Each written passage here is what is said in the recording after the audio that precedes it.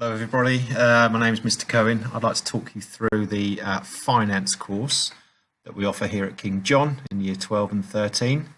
I'm going to go through things like the content, the structure and the assessment of the course, so pay attention. So the course looks like level 3. You'll see that certificate in finance studies. Please note in year 12 you'll be doing the certificate in financial studies. And in year 13, you'll be looking at the diploma in financial studies. Okay. So in year 12, you've only got to concern yourself with the top column there. So you'll look at things like the financial capability of the immediate and short term. That's of your own personal finances. So things like budgeting, making sure you've got enough money to cover your essentials, your needs, wants, for example. Okay. So your food, your basic necessities, that kind of thing. It looks at your relationship with money. It looks at money, how it's historically people have bartered with money before, and how different currencies come to fruition, that kind of thing. And then we look at level 3 there, the medium and long term, which looks at your kind of savings and investments, and the idea that one day you might want to get a house and splash out a lot of money that you have to plan for, and looking at the best ways to raise that finance. Okay, I will talk to you in a little bit more depth later on, but very quickly, level 3, the diploma does look at your how sustainable something is. Okay, so if something's sustainable, it needs to be manageable, so you're not spending all your money at once. You've got a clear plan as to how to use your money and what sort of finances you need for your next life stage. And the last one I find is very interesting, is looking at the sustainability of financial service systems. Most of you will know in 2008 we had a financial crisis that led to lots and lots of repercussions, and that's something we go into quite a lot of detail, but that will be in Unit 4.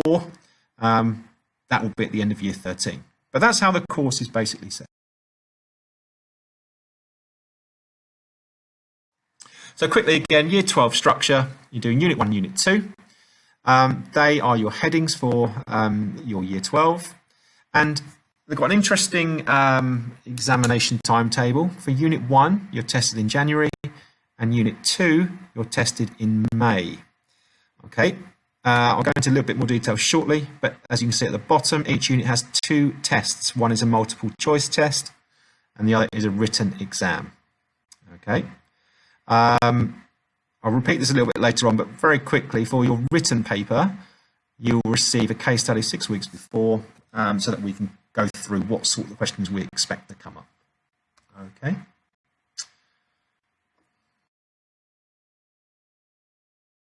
And Year 13 structure, exactly the same timetable. So January and May exams for Unit 3 and Unit 4. And again, it's the 2 tests, one multiple choice and the other one is a written exam.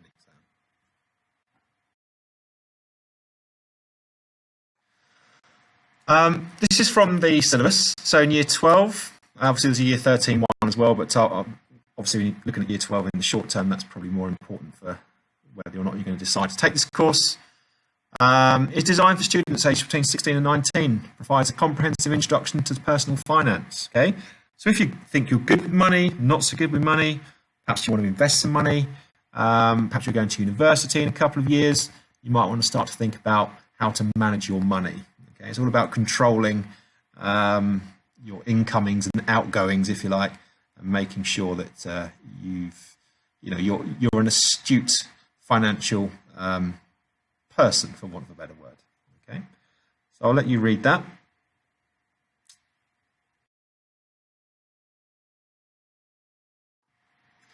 These are the skills that you'll develop. You'll look at analysing financial information. You develop an understanding of financial concepts and terminology. You get lots and lots of keywords, lots of jargon. You'll have to synthesize, put things together. You have to suggest the reasons why someone should take that sort of finance out, i.e. a loan, a mortgage, an overdraft, etc. It's a little bit mathsy, but it's not too difficult in terms of mathematical strategy, shall we say. Can be slightly difficult with numeracy and percentages, that sort of thing. but it's nothing that that should be overly difficult.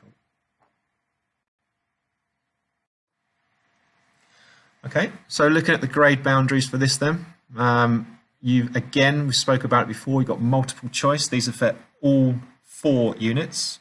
Remember, you'll do 2 units in year 12 and 2 units in year 13. Multiple choice, part A,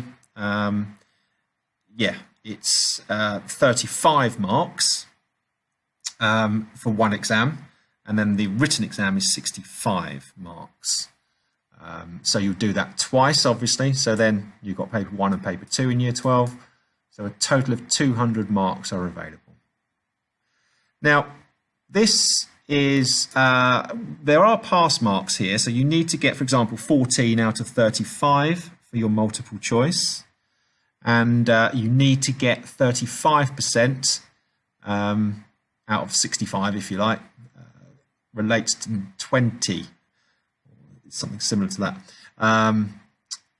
for the written paper to pass that as well. If you don't pass it the first time, and it's very, very rare, we can resit, or everybody automatically goes in for a resit, and it's your best mark that goes forward. So that's brilliant. If you think about that compared to an A-level, so this diploma is a lot better because you get 2 chances and your best mark goes forward. So even if you got, say, 70 out of 100, which is about just short of an A grade, you can make sure you try and make those marks up the next time round and your best mark will go forward.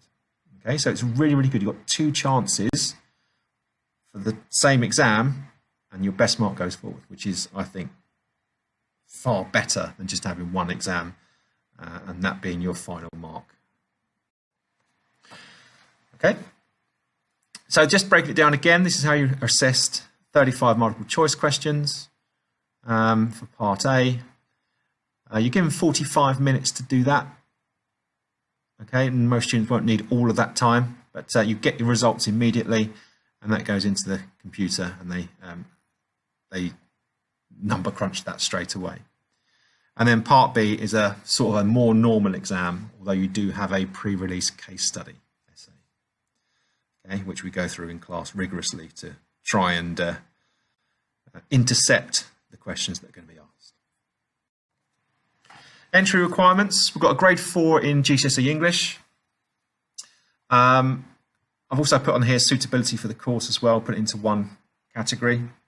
If you're thinking, okay, sounds good, perhaps I'm interested, perhaps I'm not, think about what you might want to do for a career.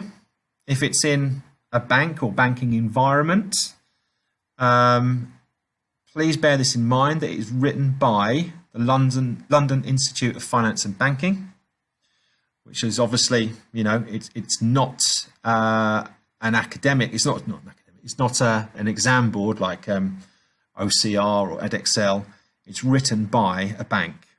Okay? So if you go into a job interview for a banking job and say you've got an A or a B in this, they are going to be very, very impressed.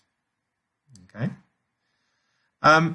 Last thing on this slide is if you need to be looking at, are you really interested in money, personal finances, how the banking system works, and the role of government? Okay. We're looking at, as I said before, looking at things like recession, the role of government in what the government did after the 2008 financial crisis, for example, and the regulation, look up what that means if you don't know what it is, and the regulations that the government put in place to make sure that banks work as they should be. So here's just an example of something that you would be doing in year 12. Much as I've said before, you can see we've got lots of examples of this guy here, earns £2,000 a month, spends £1,000 a month on rent, food and other expenses. We would look at ways in which you can buy this car or this sat-nav system. Okay, what's the best way for him to do it, given his current predicament? And once you build up a knowledge of everything, all the different financial products that are out there for him to take, you will start to see that there's so many options that you can actually choose. And it's very interesting, and it will probably save you a lot of money in the future as well. Okay. Just one last thing that's perhaps not on the slide there. I wanted to reiterate that it's everything that you get a book for this. Everything is on the internet. So you've got a multitude of resources that you can look on the internet for. You get a password, you get login, so you get a book as well to look at. So you can work at this anytime you want. Okay, and you've got all the information that you need online. Okay. I hope that's given you a good overview, and I look forward to hearing from you hopefully in September. Thank you very much.